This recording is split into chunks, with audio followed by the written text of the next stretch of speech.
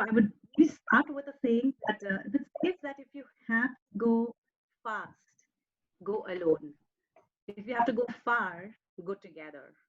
That's something which I would like to start with. And thank you for having me over here to share my views, my experience around managing diverse or managing, different multiple stakeholders. And when we talk about stakeholders, uh, stakeholders are such a diverse set of people. I mean, for sure, you all would agree that we get stakeholders from like generation to gender to people with different thoughts, different mindset. People come from different socioeconomy background. Even when I look at my stakeholders, I get people like across age, across gender, across different way of approach of thinking. They look at problems differently, they approach differently, they think differently. So we get such a diverse pool of stakeholders, and it becomes far more important for us to kind of really understand our stakeholders. Different stakeholders have different requirements, uh, different way to reach there, and so it becomes very different, very important and very crucial for us to understand and get aligned with our stakeholders. And an example which comes up, like a very passionate stakeholder would want something very quick. A very disaligned, a stakeholder is not aligned with you, will derail the entire project, will derail the entire objective which is there. So, I mean, I would like to share my mantra, which has been in terms of managing my stakeholders. I mean, I call it like a three, it's a trishul kind of thing, which is like one, collaborate, uh, second, communicate, and the third is connect. So these are the three ones that I've been kind of utilizing a lot in my work and my domain. When I talk about collaborate, I mean, in simple terms, collaborate would be a group of people come together who have a common vision, who have a common purpose. But if what it really intends in collaborate is to see what we are not able to see. I hope I'm able to clearly articulate that. If you look at an iceberg, you could see the tip. You can't see the things which are below the iceberg.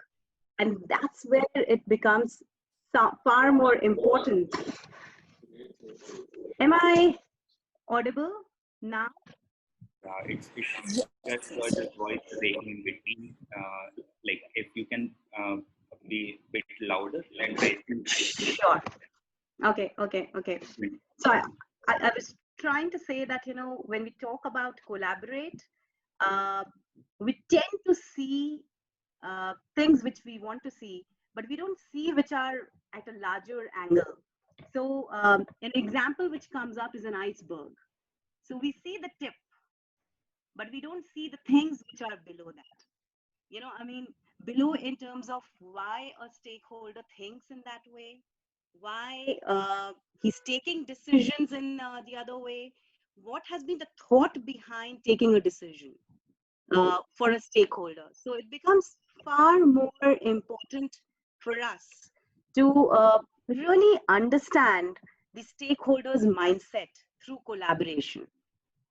Okay, so in terms of, even if I have to say that we get a full picture of of the stakeholders when you're really getting in deep, having more open-ended questions, asking more open-ended question to them is something which comes up. So I give an example to you. Recently, we were working on a project, and the project was, since we are just out, working still in the COVID situation and the scenario, one of the objective had come that how our employees are feeling with respect to flexible working. Are they comfortable working in a flexible work environment? And we all sat together and started designing the entire plan. But when we started visiting our stakeholders, we realized we have an IT stakeholder who wants to have more flexible work. We have manufacturing stakeholder who doesn't want flexibility. So because he feels if in the manufacturing plant, if flexibility may bring some impact to the production shop floor. So we need to really understand in details, what is the worry, what is the decision, why they're making those decisions, to fully understand the stakeholder. So that becomes far more important for us. The second one is communication, which I said, and communication is as simple as sharing information in a very efficient way. Using your brain, using your body language, and communicating to stakeholder.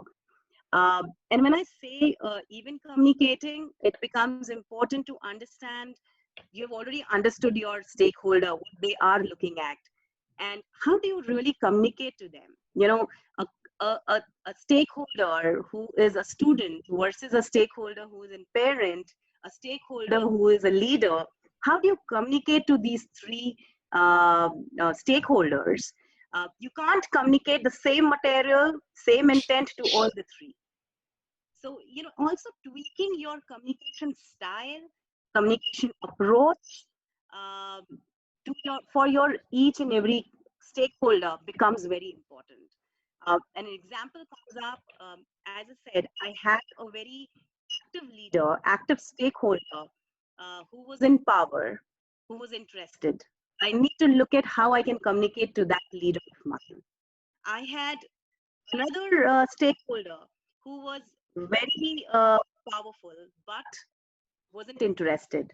I need to also see how I need to kind of change my communication style, my communication strategy for that person. So that also becomes very crucial.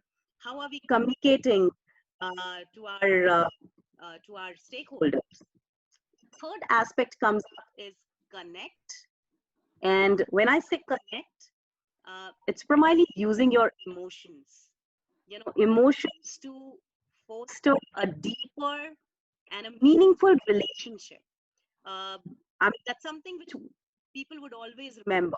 Managing your emotion and also understanding the emotion of the stakeholder becomes far more important.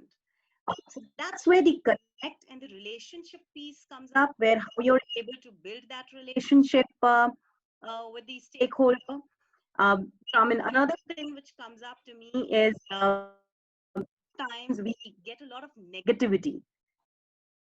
We failed, or our approach or our idea didn't get approved, and we feel a bit in terms of offended um, uh, by the entire thing which is going on. So my suggestion over there would be that just remember that in these situations you should not feel offended. They're not offending you, nor your idea. It's primarily they have a different view or a different perspective which they have it, and that's where uh, we feel offended.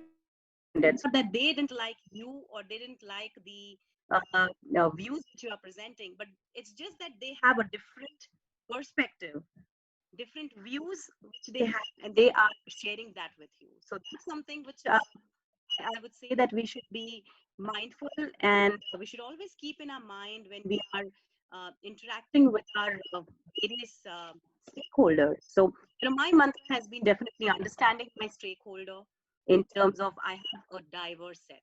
It's not all together. So understand them really well, understand their intent, what they want, their purpose, and then collaborate with them, communicate, have a different strategy for different stakeholder, and build that connect, because connect would be something which would be on a longer run for you.